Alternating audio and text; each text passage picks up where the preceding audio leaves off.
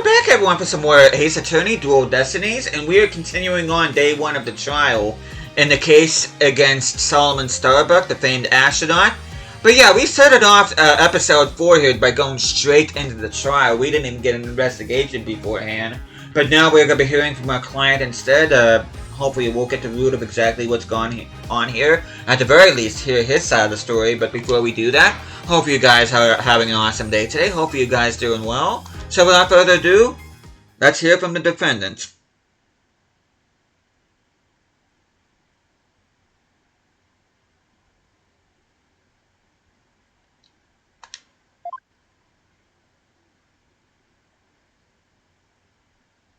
Witness, your name and occupation, please. Solomon Starbuck, astronaut.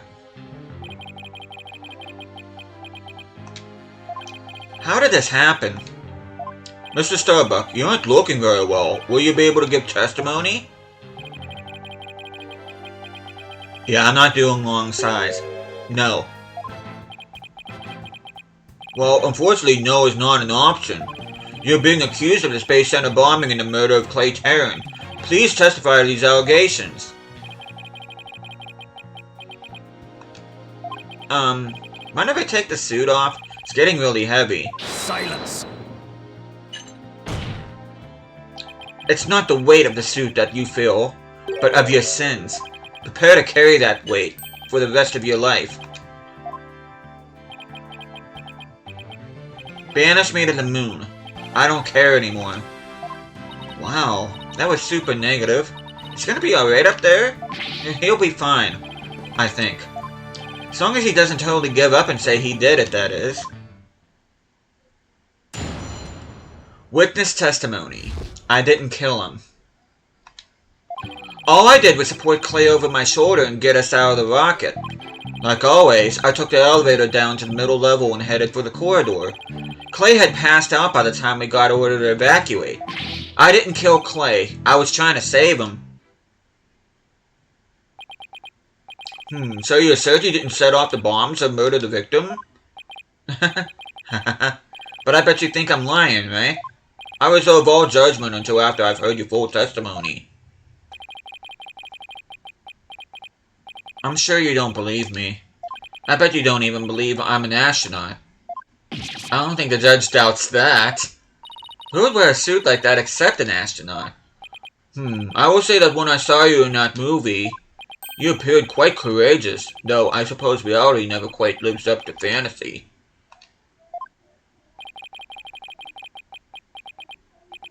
Guess I'm just a big disappointment. I really don't care what happens anymore. Oh no, he's completely given up. What a depressing fellow. If you were to join me in the clink, I imagine an annoying sighing of yours would rub off on the other inmates. Like how it rubbed off on Prosecutor Blackwell a second ago? Huh? That was Blackwell sighing? Mr. Starbuck's testimony contains a glaring contradiction. The question is, what does it mean? Even if Mr. Starbuck is my client, I can't be gun shy now. It's time to find the truth. Cross-examination. I didn't kill him.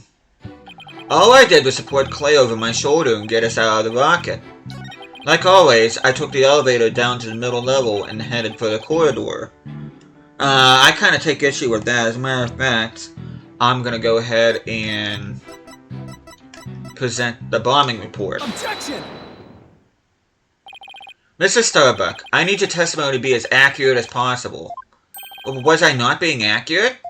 No, because it's impossible for you to have taken the elevator down to the middle level.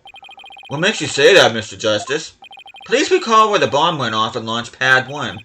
Also recall that after the explosion, the middle level elevator was engulfed in flames. Oh, you're right, which means... Exactly. The launch pad's elevator would have been unusable. In other words... Mr. Starbuck, your statement is decidedly inconsistent with the facts. What's with the helmet? Ah, Mission Command. Mission Command, do you read me? Come in, please. Objection! This is Mission Command. I order you to pay attention. Stop this nonsense and answer my questions, Mr. Starbuck. Ah, my helmet.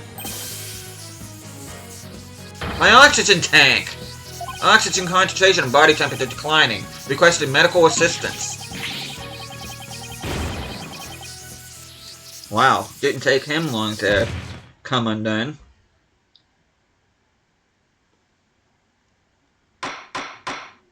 Mr. Starbuck, we are not in space right now. Please stop pretending you have lost consciousness and stand back up. I apologize, Your Honor. I forgot I was still on Earth. I feel like we all just got a real glimpse of Solomon Starbuck, the astronaut. Yeah, he seemed more like an astronaut now that he was doing all that sighing. Mr. Starbuck, could you please explain the inconsistency in your statement about how you used the middle-level elevator?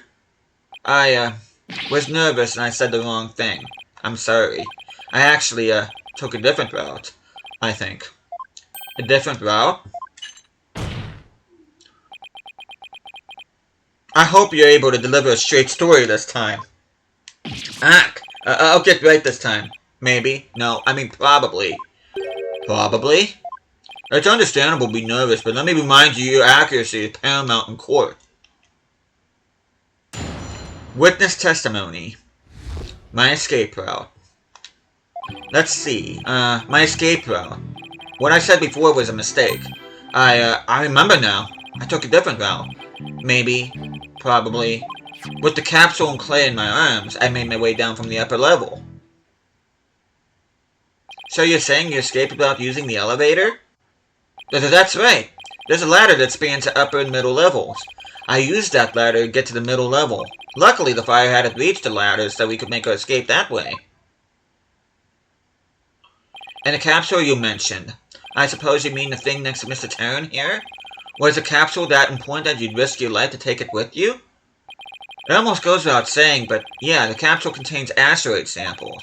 Therefore, it's invaluable as research material.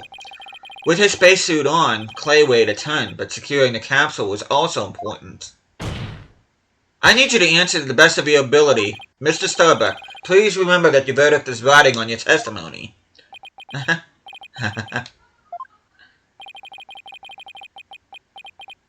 Maybe I am guilty after all. I wonder if you can see the stars in prison? Bet it's more comfortable than a spaceship. Okay, cross-examination. Okay, his escape route, what he said was a mistake. He remembers it now, it was a different route, maybe, probably, with the capsule and clay in my arms. I made my... And with that, we are going to present the Space Center diagram. Objection! Mr. Starbuck, why don't you just tell the truth? The truth?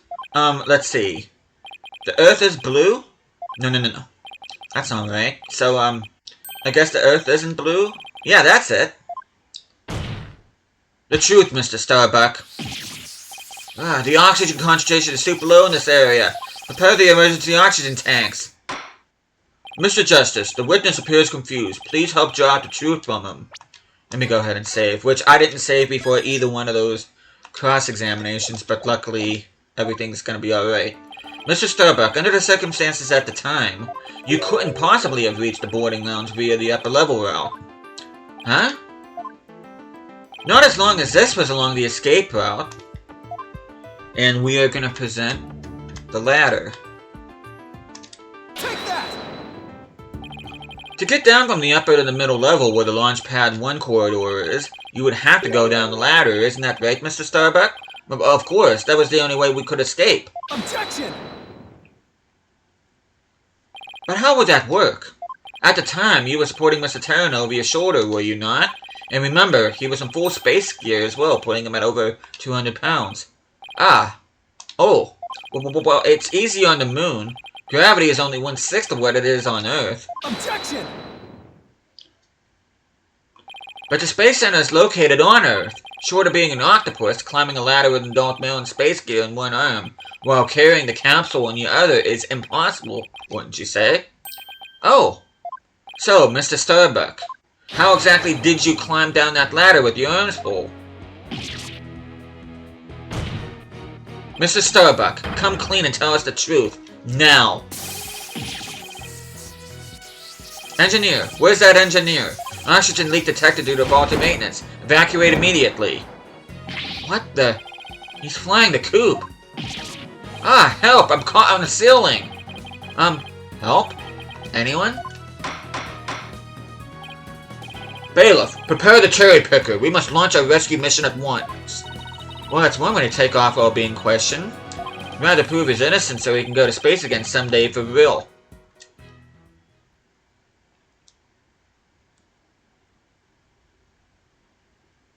Now then, Mr. Starbuck, do you think you can keep your feet planted on the ground? Yes, I apologize for losing control. Are you ready to tell us the truth? Not that. Anything but that. What is going on? This isn't the Mr. Starbuck I know. It appears Space Boy is prone to deception. Witness. Yikes. Yes? I thought your story odd, but perhaps the inconsistencies can be explained as the result of a medical side effect? Prosecutor Blackwell, please don't talk about that. What are you talking about, Prosecutor Blackwell? Didn't I already state that Space Boy is ironically terrified of going into space? That's why he took some precautions just before the launch. For you see, traces of this anti-anxiety drug were found in his system. Oh, since things are about to nosedive. You got it all wrong. I told him during the investigation, too. I don't know anything about any drugs. I've never took any medication, I swear. It was found in his system, but he doesn't remember taking it? How could that be? Somebody must have slipped them to me. But I guess maybe that's why I don't remember. Because of the side effects. Yeah, that's why I don't remember much about what really happened. What?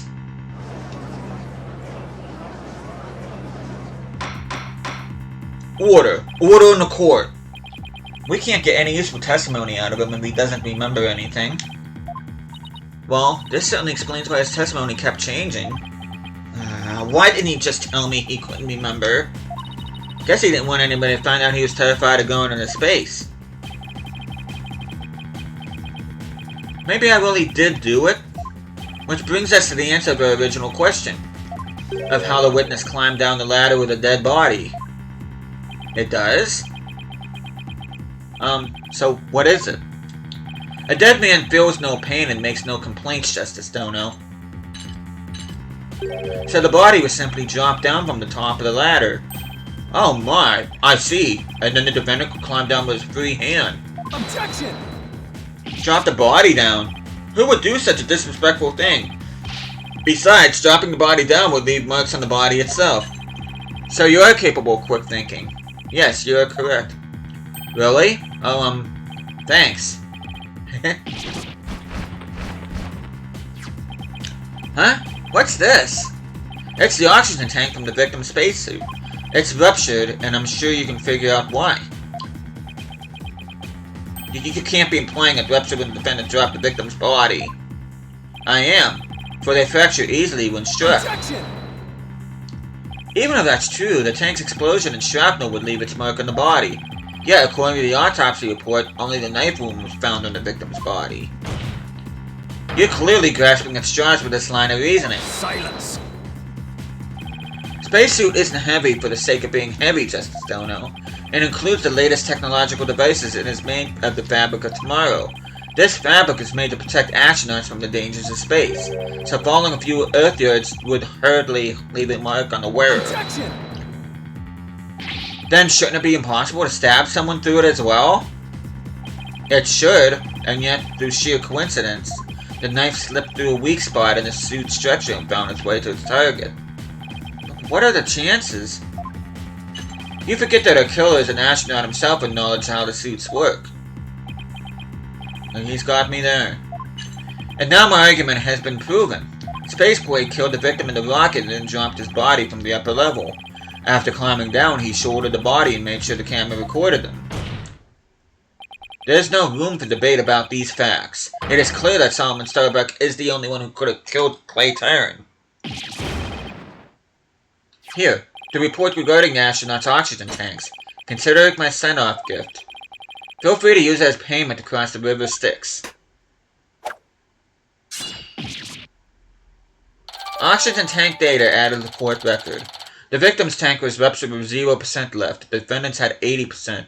Remaining oxygen is displayed on the left shoulder. Hey, this report is pretty detailed. Let's see. The display on the astronaut's left shoulder shows the oxygen remaining. Guess that means these glowing cyan digits represent the amount of oxygen in the tank. I'm done for. I'm going to prison instead of space.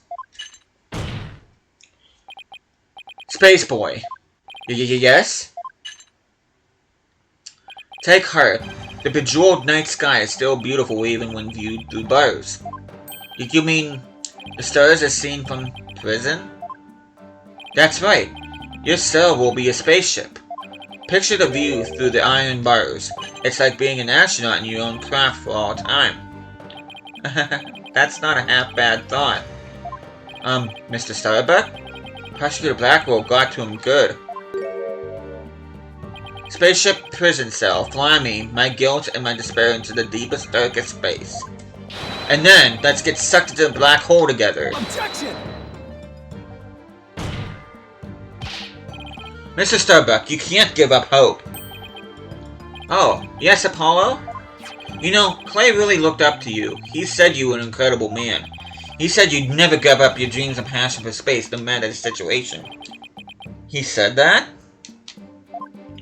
So, don't give up now and help me prove your innocence, for the sake of the man who respected you and believed in you, Clay Tarrant.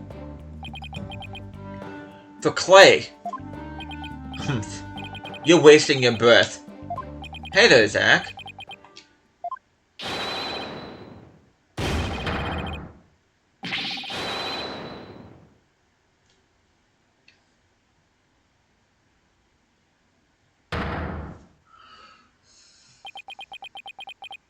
Apollo, thank you. I can see things clearly now.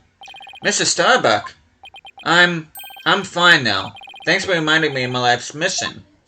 Right. We'll both be fine. I'll prove you innocent. You'll see. And after that, we'll get you back into space. You've ignited the booster rockets of my soul. I'm on fire. I am Solomon Starbuck, astronaut, a cosmic hero chosen by the universe itself. This is no time to be whimpering and crying. I can't let you and Clay down. Balderdash. The sun. The moon. All of space is calling me. Solomon Starbuck. Ready for launch. Begin the countdown.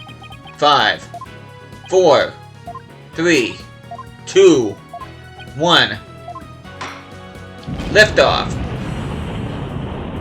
This is actually kind of cool.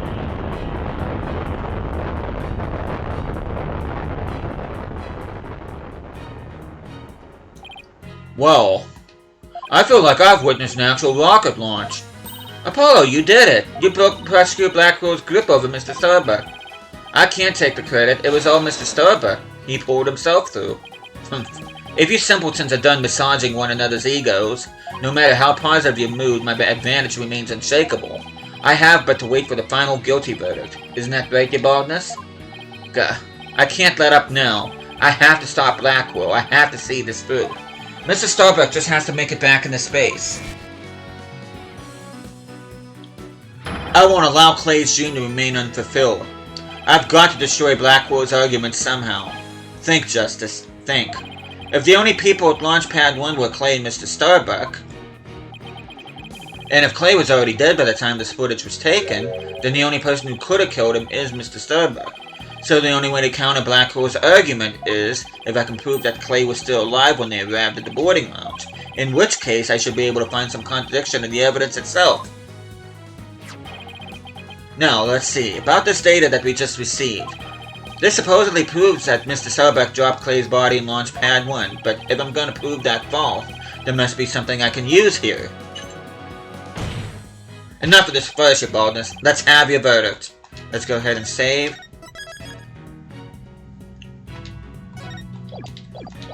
Objection!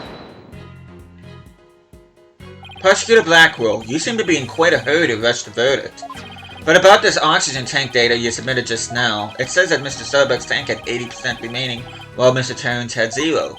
Do you stand by the accuracy of this report? Of course. Then I guess it simply means that it's faulty, as evidence goes. You will explain what you mean, Justice Dono. It's simple. This evidence contradicts the facts of this case. Take a look here at the detailed description and you'll see what I mean. I hope you have some evidence, Mr. Justice, because I don't see what's so contradictory. Yes, Your Honor, right away. This is the evidence that the oxygen tank report stands in contradiction to. Well, it stands in contradiction to the security camera video. Take that! And how does this evidence present a contradiction? The problem is this part here. Well, it's for the oxygen display right here. Take that! Note the remaining oxygen in Mr. Starbuck's tank as he carries Mr. Terran. Appears to say 50. Yes, but according to the data, our client's tank had 80% remaining. The oxygen in the tank increased? I see Your Honor finds it as strange as I do. It's bad enough that there's a contradiction, but the increase in oxygen is beyond illogical. Oh my, you're absolutely right. What is going on here? Silence! I too find it odd that the oxygen remaining has increased. It would be as odd as my rations would increase. But what does that prove? It doesn't change the fact that it is the defendant carrying the victim's corpse. Objection! Heh, I'm gonna bet you don't get more rations because you don't abide by the rules. Either way, the oxygen remaining shouldn't increase as your rations don't increase. Therefore, this new information is critical. We can't overlook it. Silence! In that case, do you have an answer to this riddle of this mysteriously increasing oxygen? You better not disappoint, or I'll declare the inconsistency as mere equipment malfunction. Ugh. Prosecutor Blackwell has a point. I suppose it could be a simple malfunction. Mr. Justice, if you cannot provide an adequate counter-argument to this point, I'm afraid I must bring this trial to an end. So, do you think you can explain why the remaining oxygen level increased? Well, of course I can. The thing to do at a time like this is turn my thinking around. Mr. Starbuck has no memory of it, but he claims to have carried Clay. Excuse me. So this man with the 50 on his tank ought to be Mr. Starbuck, but if anything, the display on his oxygen tank should have shown an 80. This is a clear contradiction between the report and the security footage. So what should I be asking is not, why did the oxygen level increase? But, what had to have happened to make it look like it increased? Am I making some kind of mistake in my base assumptions here? Well, Mr. Justice, we're waiting.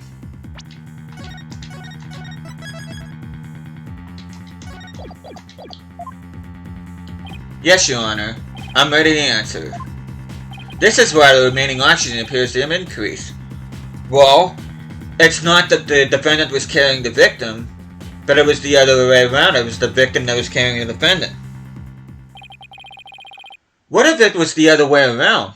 The other way around? Would you care to explain, Mr. Justice? As you can see, Your Honor, both men had their helmets on in this footage. But it turns out, this is where our base assumptions went astray. We assumed that it was Mr. Starbuck helping Mr. Terran, but it was the other way around. It wasn't Mr. Starbuck helping Mr. Terran at all. It was Mr. Terran who was helping Mr. Starbuck at that lounge. What? Yeah, I clicked off before I was able to read the whole thing. I'm sorry about that. Order! Order! Mr. Justice! You mean to tell me that the person on the right in this image is the victim, Clay Terran? It's the only way the riddle of this increasing oxygen level can be solved, Your Honor. At this point in time, the remaining oxygen in the victim's tank was 50%. And when the victim was found in the boarding lounge, his tank was 0%. That's right. There's nothing contradictory about the oxygen level decreasing. This means Mr. Terran was alive as they made their escape to the lounge. Silence! How short your memory is. Have you forgotten what you yourself proposed? Even the victim was alive at this point in time. How did he descend the ladder with his arms full? Objection! Prosecutor Blackwell, you can't hurt me with a broken blade. Excuse me? It's true that we don't know how they got down the ladder. I suppose that matter needs further investigating. But we have proven that Mr. Terran was alive when he reached the boarding lounge. This fact alone shatters your claims. and opens up the possibility the victim could have been killed by a third party. Yep. There were 2 people who claimed to be first on the scene, but can we truly trust their statements? Let's see, the 2 people were Detective Candace Arm and Yuri Cosmos, right? You think that one of them might have given a false statement to the police? Yes, it's certainly possible. We might have to do a little more digging. It seems we all have to hear the testimony of these first 2 people on the scene. Score! Come to think of it, Detective Arm should be here in court right now. Bailiff, could you please show Detective Arm to the stand?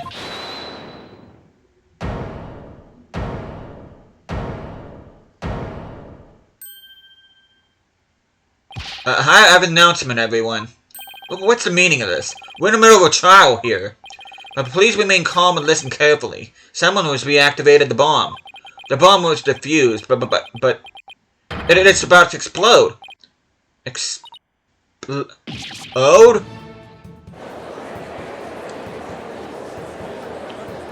A bomb? Now? Ah, everybody run. Eek, I don't want to die. Oh no, everybody's panicking. Great. Silence. And remember this guy from the very first case of this game. Headless chickens with a death wish, the lot of you. Calm yourselves before all else. Come on, Apollo, let's get out of here. But what about Mr. Starbuck's dream? And who will carry out Clay's final wish? I don't care what happens to me. I'm not letting some bomb blow the truth up forever. I refuse to let things end here. Apollo, this is no time to be dramatic. If we don't get out of here, we're gonna die. Come on, this way. Hey, ouch. Let me go. Apollo. Juniper? She hasn't evacuated yet? Eek. Juniper, are you alright? Apollo, no, not that way. Ah!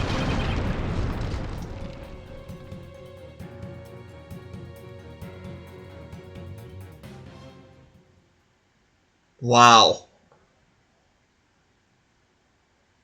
And we will find out what happened and all that in the next episode. Well, next episode we're going to be beginning our investigation in this case. But with that, we are going to go ahead and save. And I don't even know what else to say, especially after what just happened just now. But hope you guys are looking forward to seeing what else this case has to unfold. But with that, thank you guys so much for watching this. Hope you guys are enjoying the series so far. I'll be seeing you guys again next time.